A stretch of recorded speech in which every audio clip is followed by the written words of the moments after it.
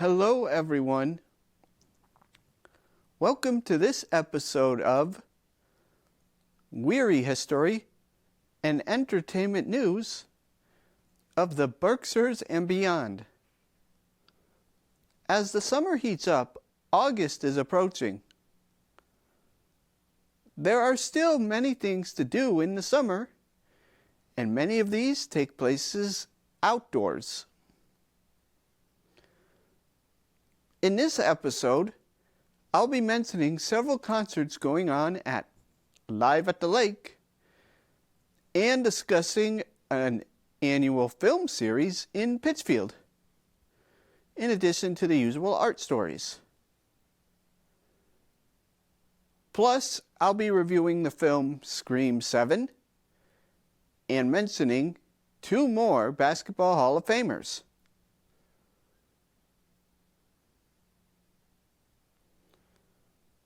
First, it's time for this episode's trivia question. This episode's question is, how many C.W. Mars Library branches are located in Springfield? Now, for this episode's local headlines. First, we will be starting with Pittsfield's annual Live at the Lake series. Bring the whole family on Wednesday evenings in July and August for free live music featuring rock, pop, blues, country, and more. There's something for everyone. The bands sound amazing thanks to the sound reinforcement provided by Catamount Sound's Brad Light. Also, you can stop by the Giant Haddad dealership's tent to see the latest vehicles. Then visit the Gateway Fiber tent and find out how you can save on high-speed internet service. You can also enjoy delicious food and treats from Crispy Cone's Ice Cream, BB's Hotspot, and Berkshire Kettle's Creations and Lemonade.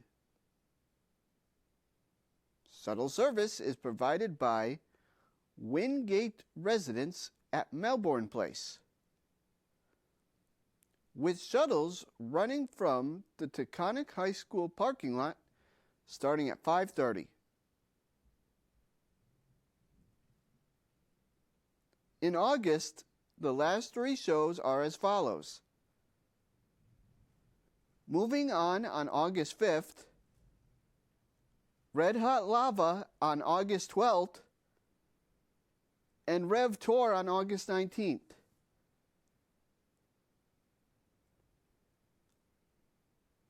All concerts begin at 6 p.m. For more information, visit their website shown here.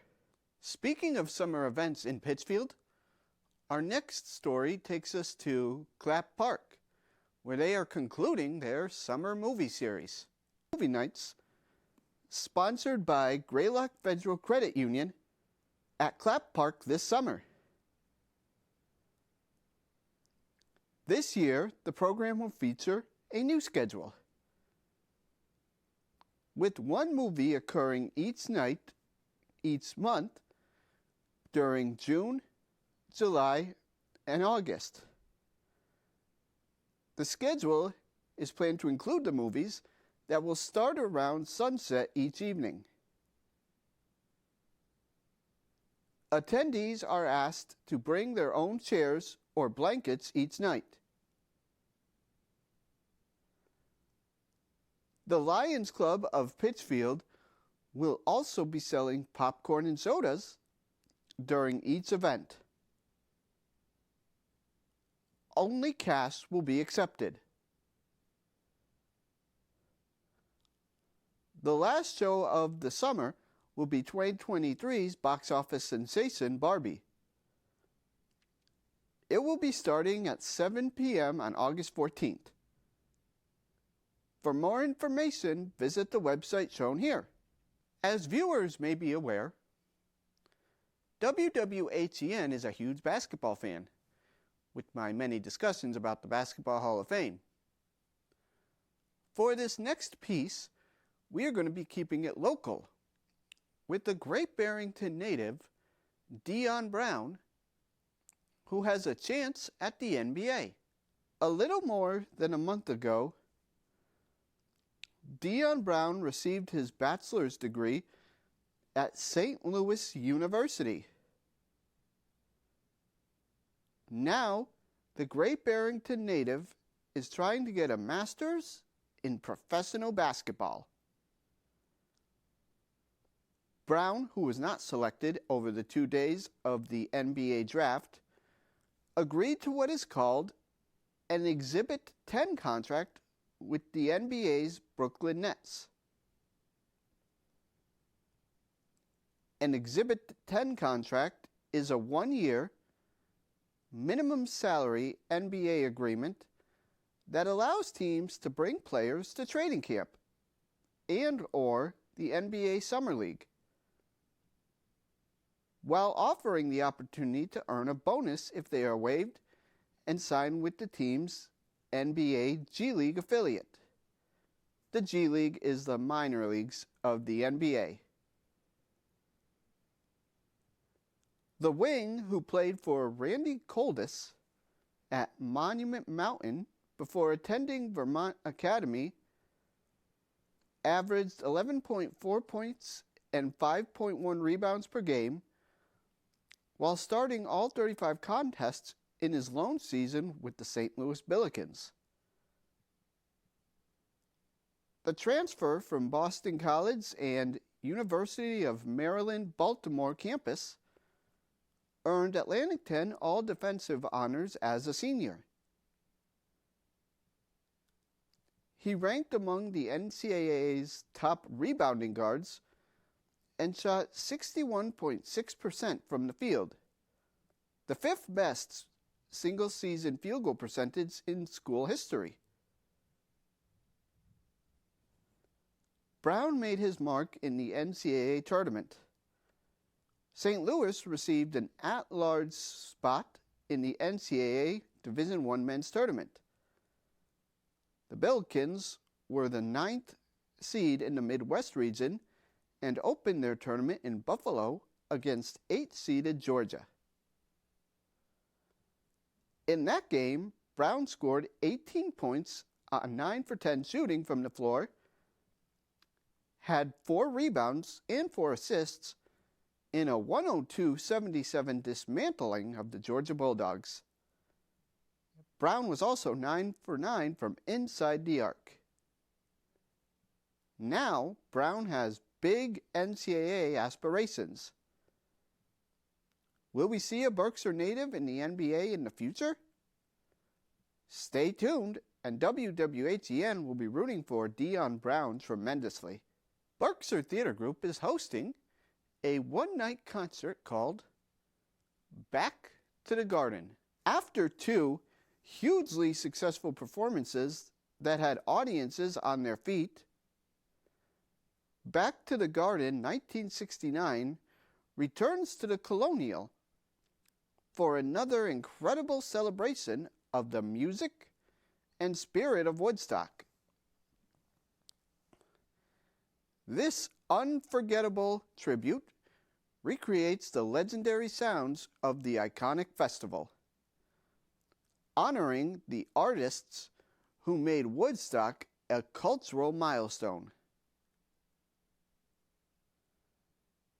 From the electrifying guitar of Jimi Hendrix to the soulful voice of Janis Joplin and the unforgettable sets by Crosby, Stills, Nash & Young, Sly and the Family Stone, Jefferson Airplane, Santana, Joe Cocker, the band, Creedence Clearwater Revival, and many more, this show is a loving tribute to the soundtrack of a generation.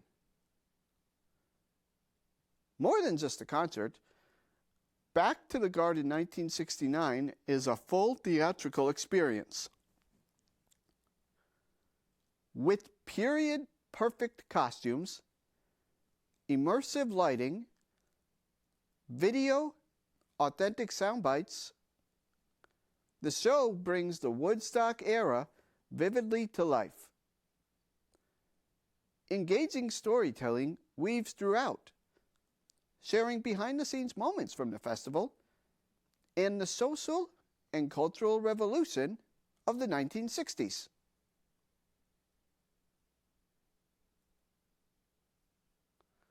This concert is scheduled to take place on August 30th. For more information, visit the website shown here.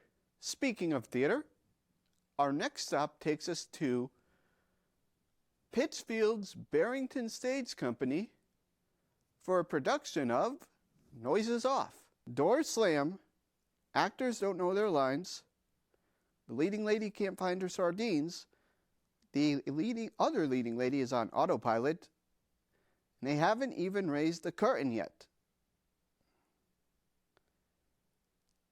Noises Off, the ultimate farce, invites us behind the scenes as a bumbling cast rehearses a fantastic flop. This is one of Broadway's funniest shows and one of my personal favorites, so make sure to see it.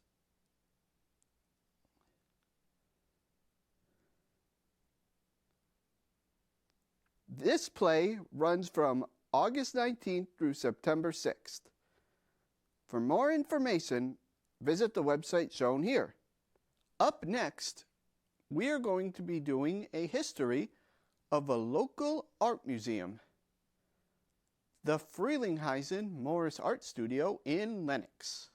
George L.K. Morris and Susie Frelinghuysen, prolific abstract artists since the late 1930s, were a remarkable couple at the leading edge of the national and international art scene. Collectors and intellectuals, they created a Berkshire home that reflected their aesthetic worlds. In 1929, George L.K. Morris traveled to Paris and studied with Fernand Laguerre and Amédée Ozefant in their Académie Moderne. He was inspired by Ozefant's Le Corbusier designed private studio and apartment. On his return to America, Morris wanted to duplicate the white stucco-walled, notched-roof open-spaced studio. So, in 1939, with the help of Boston architect and Yale classmate George Sanderson,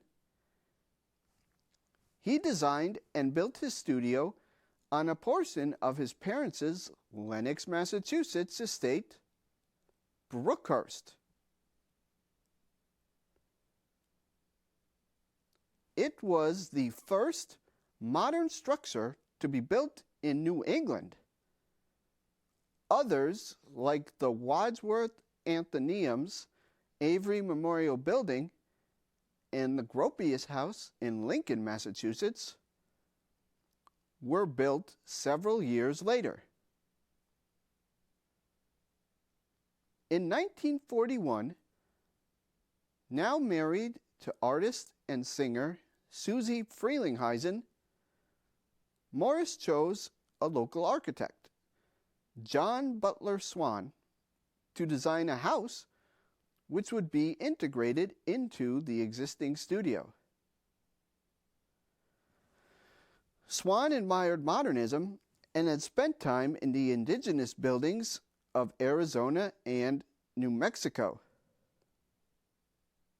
He built a 2-story stucco and glass blockhouse with a colorful connection by Morris connecting the house and garage. Cost overruns forced Morris to co-sign a Picasso painting in there called The Poet. Peggy Guggenheim bought the building for $4,500 and jump-started her museum in Venice. Local Lee marble was used in the foyer. An Argentinian leather floor was placed in the living room. Frelinghuysen and Morris enrolled at the Art Students League in New York City to learn the ancient art of the fresco. Morris executed the frescoes in her living room. Frelinghuysen created her designs in the dining room. Frelinghuysen and Morris chose furniture by modern masters Frankel, Desata, Rode, and Alto to complete the harmony of architecture and design. For more information, visit the website shown here. Our next segment is a road trip to a library in Springfield. The city of Springfield actually has a decent amount of libraries. For this episode, we'll be focusing on the Central Library, which is the main library in the city. Since its opening in 1912, the Springfield Central Library, a center of intellectual life, has given entrance to the State Street corridor.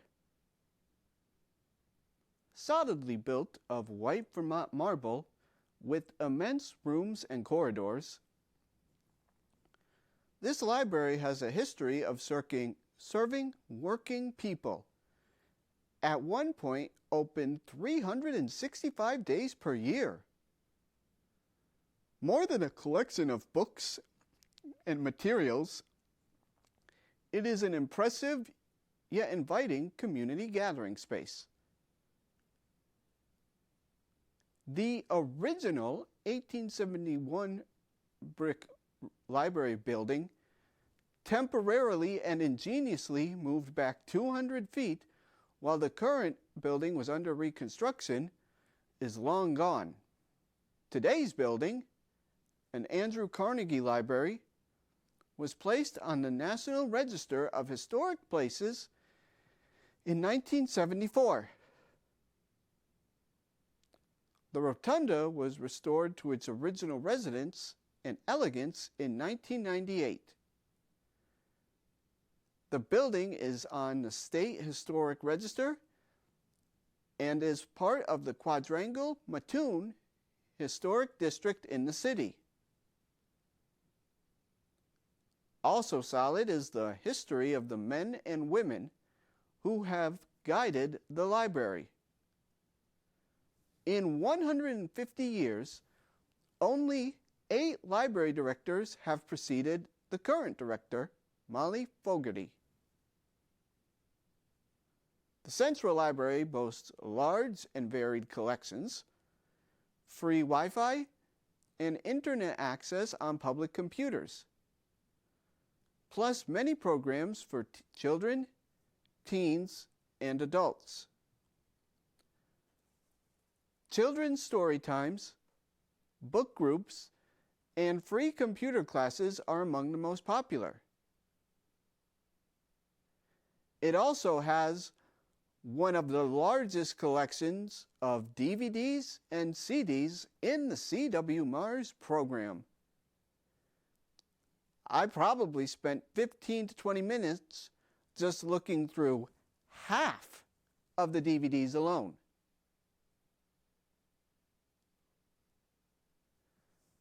The Springfield Central Library is located on 220 State Street in Springfield. Hours vary and they depend on the season. For more information, visit the website shown here. Springfield libraries also provide the answer to this episode's trivia question. As a reminder, This episode's question was, how many C.W. Mars Library branches are located in Springfield? The answer is 10. In addition to the main library, which is the central, there are also 9 neighborhood branches. They are Brightwood, East Forest Park, East Springfield, Forest Park, Indian Orchard, Liberty, Mason Square, Pine Point, and 16 Acres. It's now time for this episode's movie portion of WWHEN.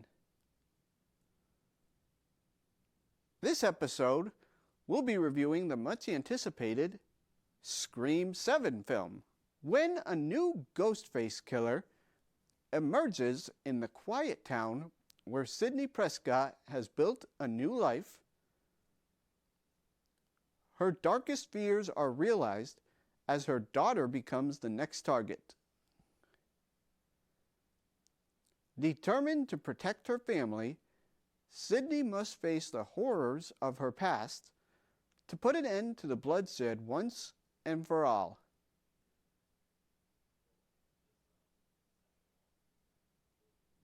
Scream 7 faced many delays because of its behind-the-scenes drama, which I will not be focusing on.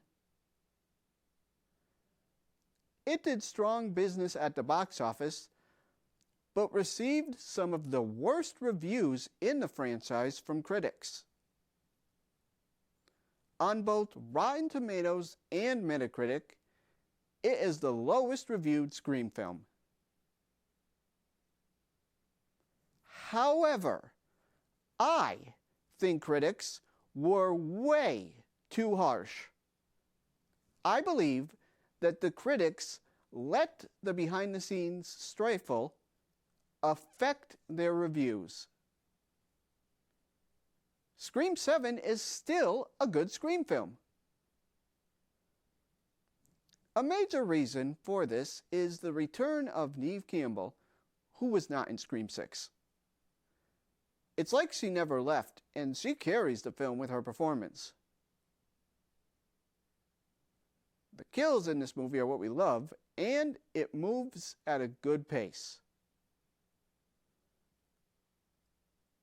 My only complaint about the movie revolves around the artificial intelligence deepfake subplot. I've seen way too many movies with AI plots lately, and while it's not a deal breaker for Scream 7, I would have liked the movie to have dropped this subplot. Still, it's another great movie in the franchise in spite of what most movie critics said. On a scale of 1 to 10, I give Scream 7 an 8. Would have been an 8.5, but I'm declaring a new WWHEN rule. Movies with major AI subplots get docked half a point. Our Basketball Hall of Famer segment is moving right along. For this episode, we'll be looking into one coach and one player who both made strong impacts in the NBA. They are Doc Rivers and Amare Stoudemire. Our first Hall of Famer is Doc Rivers. Rivers is one of the NBA's all-time winningest coaches, and as a former Boston Celtics coach, is someone who is close to my heart. Prior to coaching, Rivers played for Marquette University in Washington before embarking on a solid 13-year NBA career that included an All-Star Game appearance in 1988. Rivers retired from playing in 1996, and 3 years later was named the head coach of the Orlando Magic. His first season was extremely successful, as the Magic nearly made the playoffs, despite many people's predictions of them being the worst team in the league. As a result, Rivers was named NBA's Coach of the Year in 2000. Rivers lasted 3 more seasons with the Magic before moving on to the Boston Celtics. While the early few years were difficult, everything came together in 2008. There, Rivers led the team to the largest win difference improvement in NBA history. In 2007, the team won only 24 games, but in 2008, they won 66, including the NBA Finals. After many successful seasons afterwards, Rivers moved on to the Los Angeles Clippers and turned them around as well. In 2014, Rivers led them to a then franchise record 47 wins and their first playoff series win in many years. Since the Clippers, Rivers has also coached the Philadelphia 76ers and Milwaukee Bucks to good seasons, and is currently looking for another team to coach.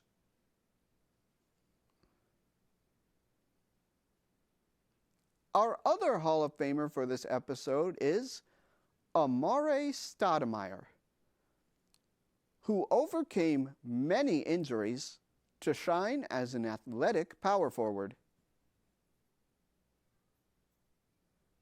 Stoudemire's basketball journey began later than many Hall of Famers. He did not start playing basketball full-time until he was 14 years old, and moved a lot in high school. By his senior season at Cypress Creek High School in Orlando, Florida, Stoudemire was considered the best basketball prospect in the country. He was so advanced that he did not attend college. Rather, Stoudemire was selected with the 9th pick in the 2002 NBA draft by the Phoenix Suns. He continued his success immediately, becoming the first player to win NBA Rookie of the Year after being drafted out of high school. Stoudemire went on to continued success. He was named to 6 NBA All-Star games. Incredibly, most of those came after microfracture surgery. This type of surgery is done on the knees, and many basketball players who get this surgery are never the same afterwards. In his first season after the surgery, Stoudemire was named to the All-NBA First Team. In 2016, Stoudemire left the NBA and moved to the Israeli Basketball Premier League. While overseas, he won 2 league championships and was named Israeli Finals MVP in 2020. Whether in the States or overseas, Stoudemire dominated.